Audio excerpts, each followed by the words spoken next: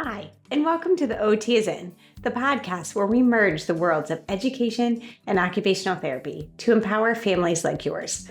I'm Sarah Collins, your host, an occupational therapist and a homeschooling parent. I've experienced occupational therapy by supporting families for over 15 years, but also through seeking out support of my own children. So I'm right here in the trenches with you. Though there is not one way to educate your child, there is a lot to consider when individualizing an education. And the goal of this podcast is to explain some of the why behind what an occupational therapist is thinking so you can apply it to your own family. Especially with my three favorite topics: executive functioning, handwriting, and sensory processing. Each episode will be packed with practical tips, expert interviews, and real-life stories aimed at helping you to create a supportive learning environment for your child. So, grab your headphones and get ready to dive in of the collision of education and occupational therapy. I'm Sarah Collins from Homeschool OT, and I'm thrilled to have you with me on this journey of discovery.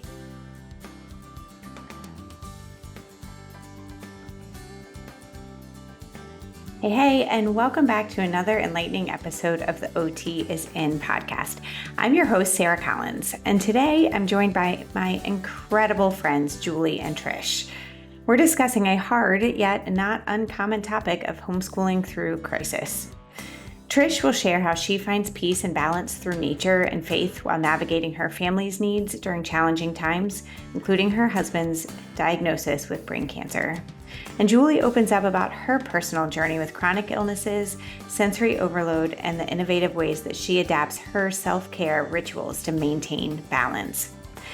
We will bring a bit of science into the discussion, particularly the polyvagal theory and how understanding the vagus nerve can enhance our self-regulation practices. However, as usual, when I talk about science, I recognize that each of you need to artfully apply this to your homeschools, and what works in one environment will not necessarily always work in another. Trish and Julie share some of their strategies for their own regulation so that they can pass this on to their kids and so that they are able to give to their kids. So join us as we reveal how embracing crisis can uncover our core values and lead to profound personal growth. We hope you'll find inspiration and practical tips to apply to your own lives. So let's get started.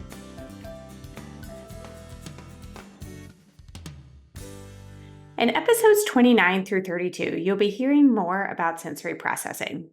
As we are beginning the school year, I don't know about you, but I feel even more demands. Even though I truly believe we're learning all the time, even through the summer, fall brings new rhythms, new routines, sports practices, co-ops starting, everything. This year, our family were even making dietary changes requiring more time cooking. My kids need me differently, and I need to be available to them. And this requires me to be intentional about my own sensory processing so that I can co-regulate with them. My body must be regulated so that they can be. You'll be learning more about this during the podcast, but we do go even deeper in the sensory balanced homeschool focus group. So this is a month-long class where new material comes to you in bite-sized chunks every week. You'll learn about each of the 8 sensory systems, ways to study your student to find more about their needs, strategies to help regulate the brain and body, and most importantly, a community of other homeschool families like yourself. I did mention that it's a month long, but I also know how busy that we can get as homeschool moms. So you have lifetime access to the group, including an invitation to our live question and answer, which happens approximately every 3 months in that group. We'd love to have you join us. You can find more information at homeschoolot.com, or more specifically, homeschoolot.com/sensory-focus-group. Hope to see you there. Now, on with the show. Hey, and welcome back to the OT is In podcast. Today, I have the great honor of sharing with you 2 of my very best friends, the people that we do life with here at the Collins Academy of Excellence here in Phoenixville, Pennsylvania. But both of these women I have learned from on so many levels, part of which often as homeschoolers, I don't know about we, but I myself as a homeschooling mom have thought frequently before, my kids really need me in a certain way and nothing's going to happen to us. Everything's going to be great because I'm just so needed. And That may be true, but that doesn't mean that nothing is never going to happen to us. And one of the questions that I get frequently is, what do we do when we're homeschooling through crisis? And so both of these women have, in different areas, dealt with this situation. And they are here willing to share their stories with us today. So, first, can I just have you guys introduce yourself? And Julie, we're going to start with you up at the top because I can see you here in that way. So, can you introduce yourself to us and anything you feel comfortable sharing about your homeschool? Got it. My name is Julie Hammis, and I have been homeschooling. We just started our ninth year of homeschooling this week. And I have two boys, aged 14 and 9, and we love homeschooling. I'm so glad we do it. It's been an awesome journey so far. Love it. And Trish, now how about you? Who are you and where are you? And tell us about your homeschool. I am now in Charleston, South Carolina, so not with my ladies, but we just moved here recently and we've been homeschooling for 12 years now. Wow. I didn't really think about that. I was like, wow, I've got a 16-year-old. So since he was 4, we've been homeschooling. I have a 16-year-old son, a 14-year-old daughter, a 9-year-old son. We love it. When I was really thinking about this podcast and thinking about coming on here, and I had to write a little bio, and I was like, oh, it isn't school for us. Like, it is just our way of life. That is just what we do. It infiltrates everything in our life, and we love it. It is absolutely the best parenting decision we have ever made, for sure. So, when is a time, both of you, that you have felt that you are really thriving in your homeschool? And maybe right now and forever, but for me, it's not every day. Can you share with us any of the times or like specific anecdotes or something when you really were like, yeah, we're doing this thing. We got it going right. For me, this question catches me a little bit. So, chronic illness has always been a mainstay in my life and my whole adult life. And so, chronic illness has always been like a thing that I've dealt with in my homeschooling journey and for my kids' homeschooling journey. But generally speaking, I feel like I've been thriving when we've been in really sweet community, which thankfully has been almost our entire homeschool career. I met Trish really early on in our homeschool journey. Actually, our first year, I met her. And then when that first co op ended, we had this little handmade, homemade co op for a few years that were just of a few special families. And it was awesome. It was an awesome experience. And I feel like the last couple of years have been more structured co-ops, but I think there's an element of thriving than both. But in those in between years where we were just making it and doing it on our own, it was really sweet and special. And I loved that season. So What about you, Trish? Yeah, that's a good question. I feel like we're thriving when it's corny. It's okay. Like when we're just jiving. I know that's so nerdy, but like when we're just in a flow, like my kids are hitting all the areas of their life. So when I say homeschooling, it's infiltrating you. It's who you are. When they're sitting there doing their Bible reading, not for Bible class, but just to enhance their own selves. When they're exercising, they're listening to good literature, working out, they're spending time with each other. They're building a business, they're working, they're cleaning up their rooms, they're talking to grandma. Like when that to me is a whole person that's hitting their body, mind, and spirit.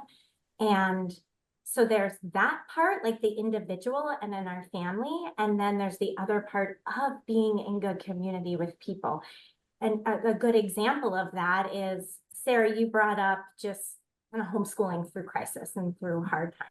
3 years ago, my husband was diagnosed with brain cancer out of the blue, like just all of a sudden got lost. And we were like, huh? This was not expected. Healthy guy, working out, everything. It was just threw us for a loop. So that took me a minute, but then community surrounded us. And in that, you knew that who's there for you.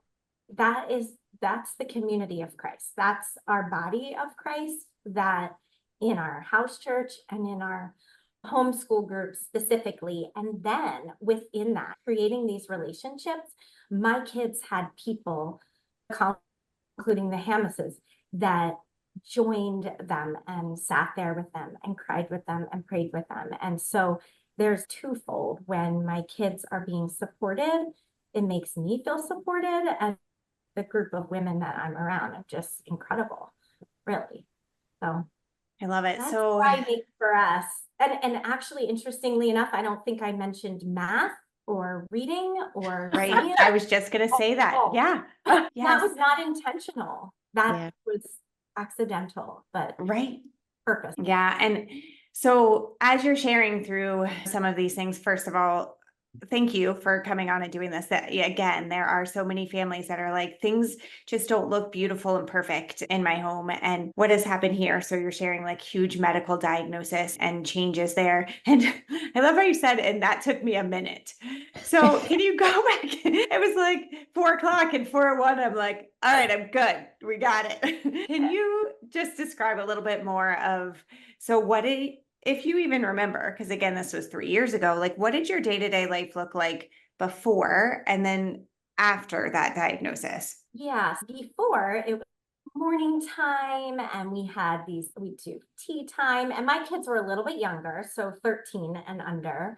And we did a lot of reading our good books together and literally just let's do math together. And it was a lot of that. And my husband left for work.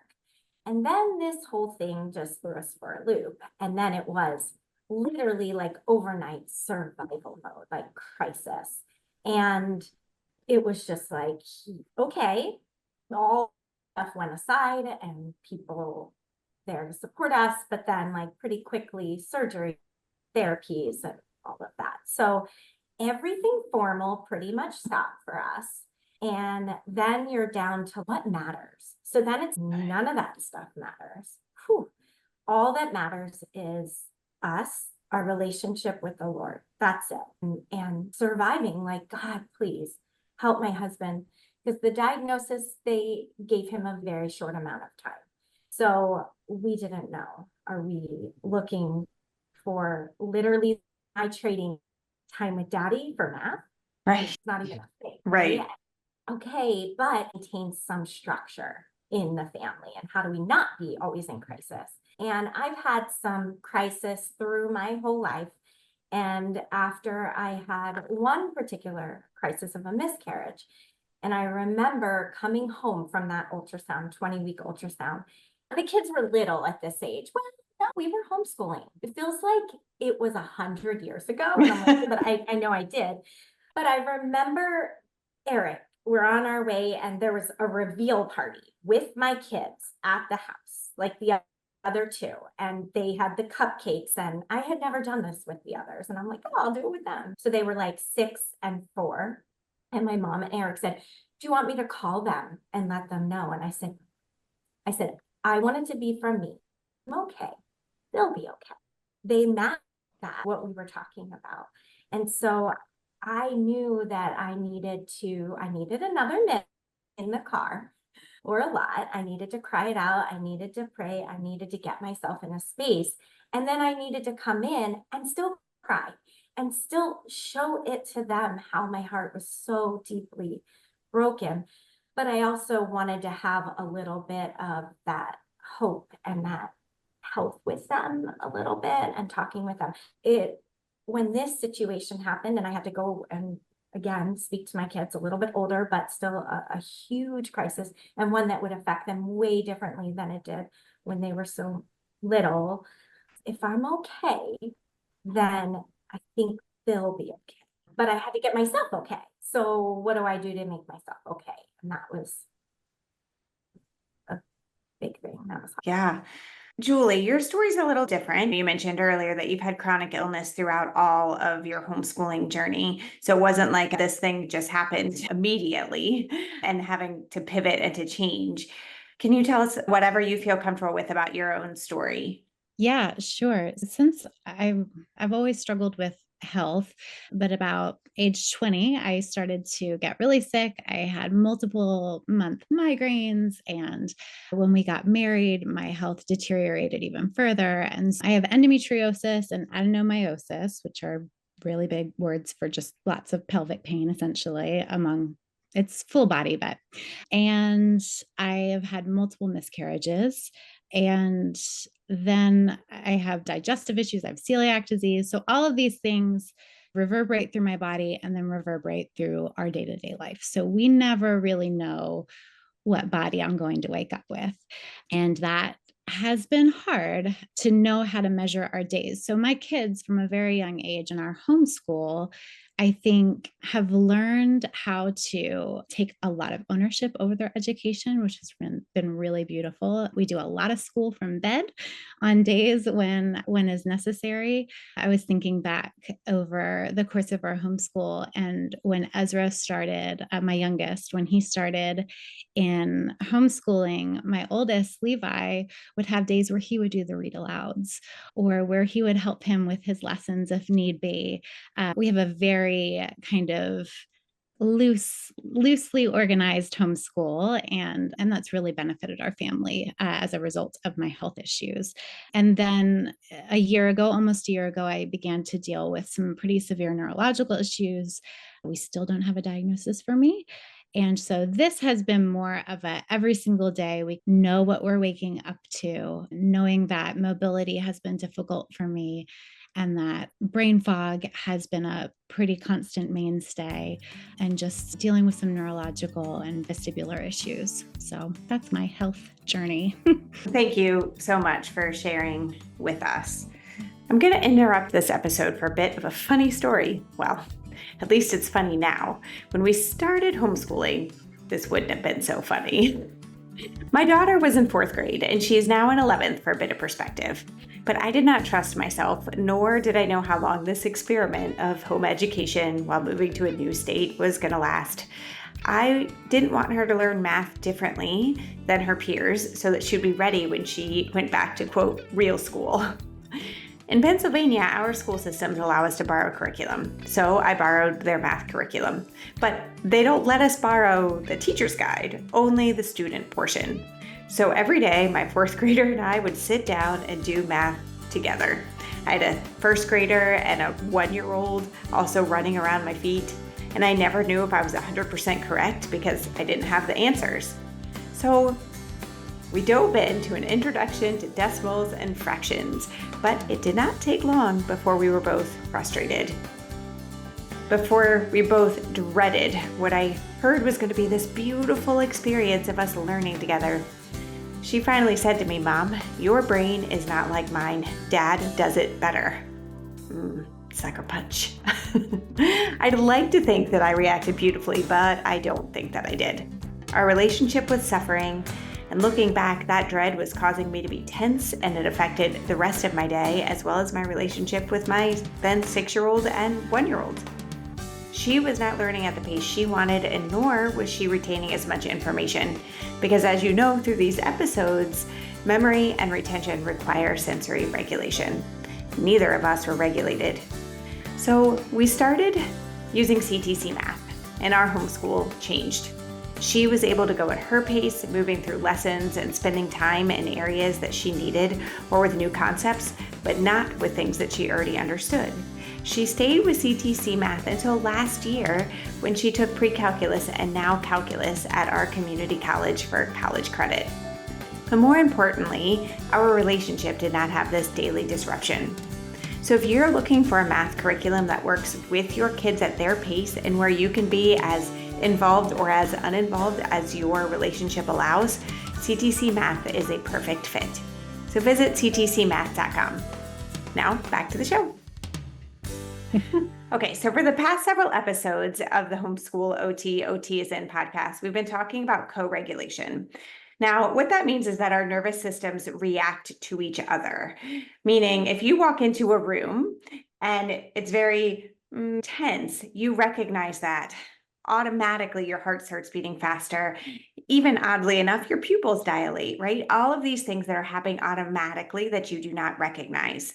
Then your brain has to then tell the body to calm itself back down. This is something that is typically happening automatically, but our bodies react to those around us. So in times of crisis, and you guys heard Trish talk about this a little bit earlier, that she needed a minute to gather herself more than a minute, but in her mind, she needed a minute to gather herself so that then her kids could react to her and to where she was. She was, in essence, setting the tone for her homeschool, for her household.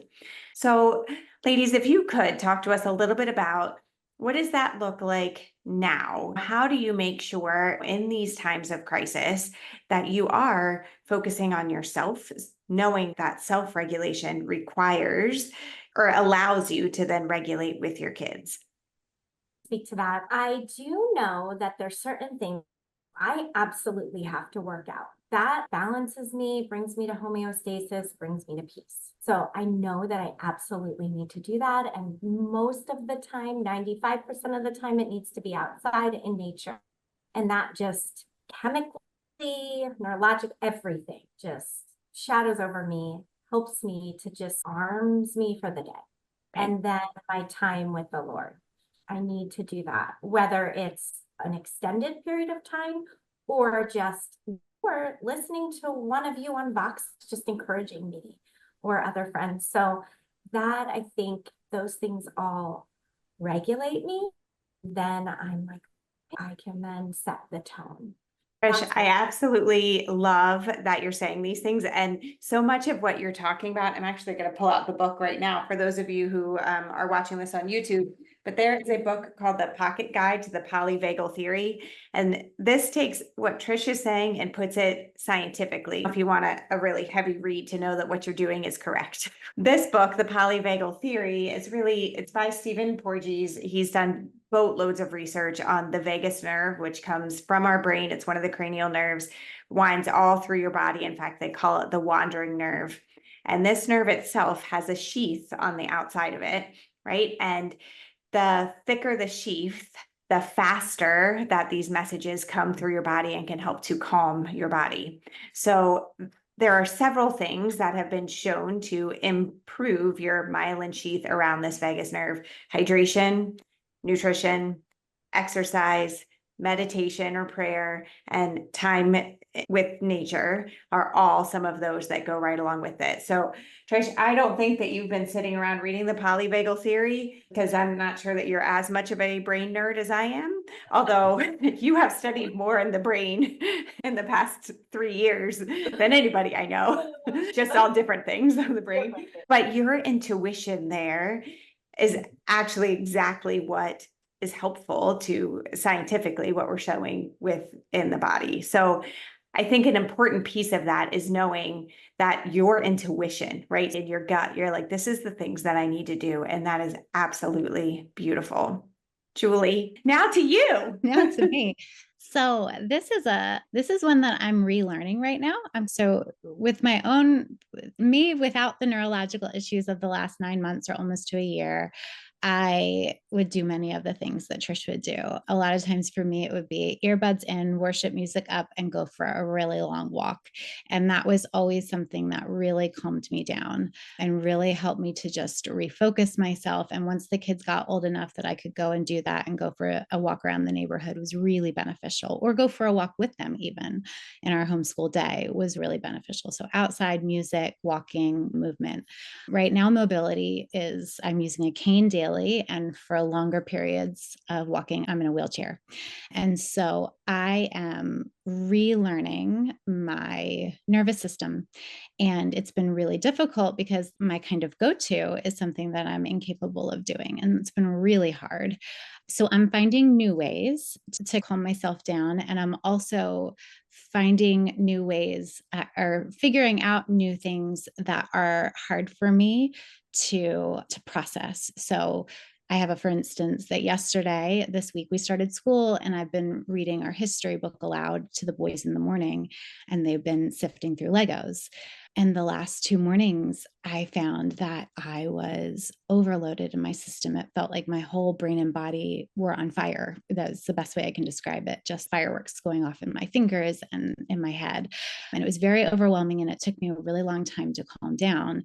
And so it annoys me. I'm still in like the anger. I'm angry at it. Like I don't like it. So I talked to the boys last night, and we actually just went and bought them a paint by number to do in the morning when I'm reading aloud to them so that it's quieter and they're still engaged, but they can listen to me. So I'm relearning. I feel like I'm making new pathways in my own body and in our homeschool and changing focus so that I can be present and not overwhelm my system for the rest of the day. So I think that's so great, especially the conversation that you guys had, because one of the phrases that we say here often is that everybody's sensory needs are important, but one person's sensory need is not more important than the others. In fact, we're a team and we have to work together. What you did there is you're talking to your boys about, okay, what do you need to help you focus and pay attention? A lot of times it has been that they've been playing Legos or whatever. Okay, but that's not going to work. That doesn't mean that you have to sit completely still and or twiddle your thumbs or whatever, but we need to come up with a way that's going to work for your brain and for my brain together. And so you found your paint by numbers. What a beautiful example. Thank you so much for sharing that. yeah. So now when you were talking about your skin or your brain feeling like it was on fire, can you describe that a little bit more? Because I think there are a lot of families whose kids often feel like that, and then they don't know what to do. So what helped you in that situation? And what helps when people react to you, or how are ways that people react to you helpful in those situations? It's a really good question. It feels, for instance, I would say in my fingers, it almost feels like electrical currents running through my fingers. So that's the feeling. And actually, my youngest asked me today, does that feel painful? And I said, some people might register it as pain. For me, it's not painful. It's just something I would say I'm painfully aware of. And so getting really quiet, I would say, is a good way, is to allow me. I asked the boys yesterday morning, hey, I need 20 minutes in my room, unless there's an emergency, just to try not to interrupt me and just to sit and actively calm my body down. I think another beneficial thing would have been if I had gone outside and gotten feet on the grass, air on my skin, and just allow that. But recently, even the sounds of outside can overwhelm my system. So yesterday it was getting in a quiet room and just allowing myself I do box breathing. I don't know if this is something you've discussed, but No, but go for it, please. breathing is really good for the vagal nerve. Actually, I have an overactive vagus nerve system. I don't know what to call it. I'm not technical, but it's you think of a square in your mind, and it's 4 breaths in, up, hold your breath for 4 beats, and then release for 4 to 8 beats. It's hard for me to do all 8, so I'll do 5 and then start again and just count. So it's like up, over, down, in. And so for me, I'm a visual person, so I try to close my eyes, and it just calms your system down and gets you breathing in a way that's more beneficial for your body. So does that answer your question? Yes, absolutely. And it gave a really good strategy for people to use with their kids. Now, you obviously are at a point where you can advocate for yourself, even with your kids, but that's been quite a long process to learn that. Yeah. Were there some strategies or things that have helped you to learn how to advocate? Oh, yeah. You know your body. And I don't think that's something that we are used to hearing or knowing. I think there's always an expert, right? And that's important. And there's a humility to listening to the experts. And I think it's good to take in the information. But specifically with somebody like me who lives with lots of invisible illnesses, is what they're called, you can't see what's happening. And so you really have to get good at being able to explain things, which can be really hard sometimes. I'm a very wordy person, but I can swirl in my head, and it can be hard to slow down. So something that actually I'm really grateful my husband keeps a calendar of my symptoms. And so that's been a really helpful way I'll text him how my body is feeling, and he will literally copy and paste what I said and put it into a note so that when we're with the doctor, he will read how I felt. Because I'll say, oh, I had pins and needles, but that's not exactly what it felt like. But I'll describe a way that it felt in my text message to him. So he will say that, because in the moment with the doctor, you can get overwhelmed and not know how to describe things that are happening.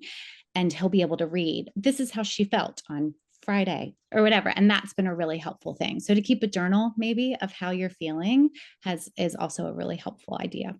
Love that. And I think there's some of you that have been following along with us. We are doing a 5 senses journal in our homeschool this year. So especially for our kids that struggle with interoception and don't necessarily have the words or the understanding of what's going on inside of their bodies, just the general of I see, I hear, I feel, I taste, I touch, and coming up with some ways to describe that and keeping a journal of that. In essence, that's what Eric's doing for you, which is so cool.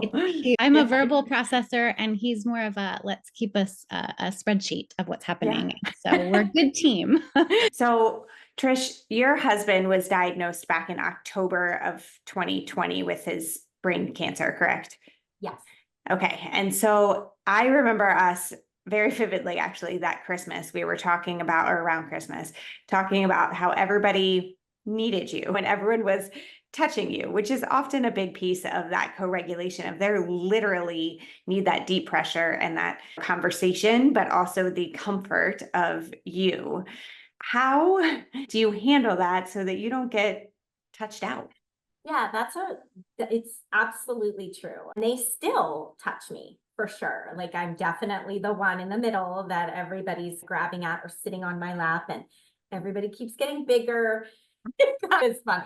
But I would say the most important thing is me being regulated myself, what we were talking about, as well as the hydration and the nutrition and watching my cycle, watching my caffeine, and just making sure that I feel at peace. And I don't always. There are moments that I'm like, okay, what did I do? But I'm very aware of myself and of my body. So I'm always adjusting. And then in doing that, and there are times where I just have to give even when I don't have.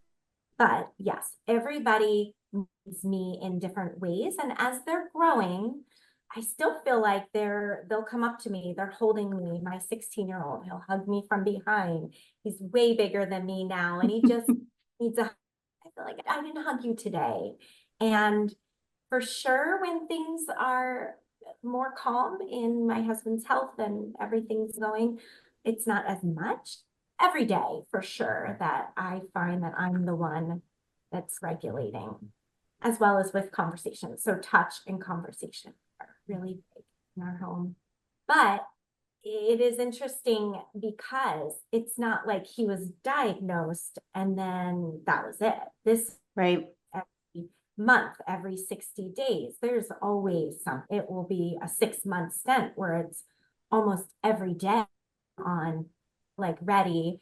But as time has gone on, it's like I'm more comfortable with being completely uncomfortable. So, and just not really that like I can't even remember that time in my life where you're just like, everything is just jiving and there's no crisis happening for everyone.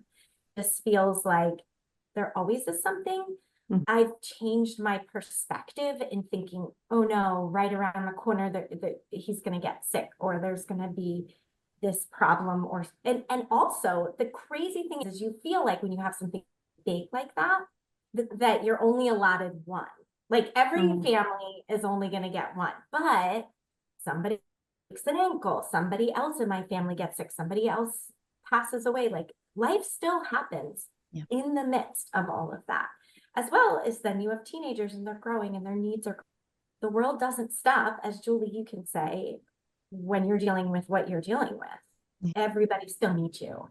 So it's how do we balance ourselves and then help each other is really the main. Yeah, thank you so much for sharing that. The other day when you and I were voxing back and forth, and you actually were sending me something from the DMV because you said when things feel completely almost out of control, then I pick some to-do lists that I'm like, I can accomplish this. I'm going to go get my driver's license changed. It's like a concrete thing that you can get done. So would you say some prioritization of just actually even silly or meaningless tasks is part of your co-regulation or your self-regulation? Did it just cut off like for a second? So you froze on me for a second. Okay. I think I don't know, Julie, am I backing out on you too? No, I No. heard you. Okay. Way to go, Trish. So, no. So I thought the whole, like, when we need to get exactly what I said, I was like, I need to go to the DMV. I know I can do this. I don't know. I'm waiting for the doctor to call me about something that feels totally out of my control. So what can I control? What can I do? And that seems to be with our homeschool, like, for sure. I mean, we moved in March. Everything was like in an upheaval. And I kept just fighting I was like, I just need morning time, guys. Let's just get 30 minutes. Let's just have our time. Let's complete some tasks. Let's pray together. Let's read a chapter. Let's learn math in a different way. Let's clean a bathroom and get some tasks done. But because for sure the tasks do help and they reduce some of that unnecessary anxiety. We create this stuff and most of the time we can't control. We really can't. There's so many things that we can't control. So it's, how do we regulate ourselves? How do we stay calm? Yeah. And because it's going to happen regardless of how I'm. Yeah. So if I have a good attitude about it and I stay positive, I'll be able to approach it. And I think that's why I say, like, with homeschooling is really our way of life, because it's not when crisis comes, or I'm sorry, it's not if a crisis comes, it's when it comes. I tell my kids this stuff all the time. Yeah. This is just what's going to happen in your life, in your family. We're not promised that. We think we're like striving for some sort of comfort, but it's actually a lie. No one's actually 100% comfortable in everything. There's always something. And then if we are, then that's also a problem. True. Because that means goodness. And Julie, you can attest to this. And Sarah, all the things in your life. There is no better way to pull yourself, like, crisis peels you like an onion. And you're just like, oh man, it just gets you to your core of who you are, what do you value, what matters in life. I can't thank you ladies enough. I think that this is going to be so helpful for so many families. Both of you, if you are comfortable with people emailing you or people sending you messages on Instagram or anything like that, could you share how people could find you? I don't have any type of like open social media, but I would be okay with sharing email address if somebody reached out to you. That would be great. Yeah, absolutely. Fantastic. I will do that. And what about you, Trish? Same for me. Email address or text message. All right. So, guys, if you have heard this and this has resonated with you and you have more questions, these women have poured into my life for years and years and are such a blessing to me. So I know that they would be willing to share and to talk to you as well. So if you want to, you can send an email to sarah@homeschoolot.com or through my Instagram at homeschool_OT, and I'll make sure that you can get in contact with these ladies. So thank you all so much for being here. I recognize you have so many options and ways to spend your time, so spending it here with us was absolutely fantastic. Thank you so much. Thank you, Sarah. Thank you.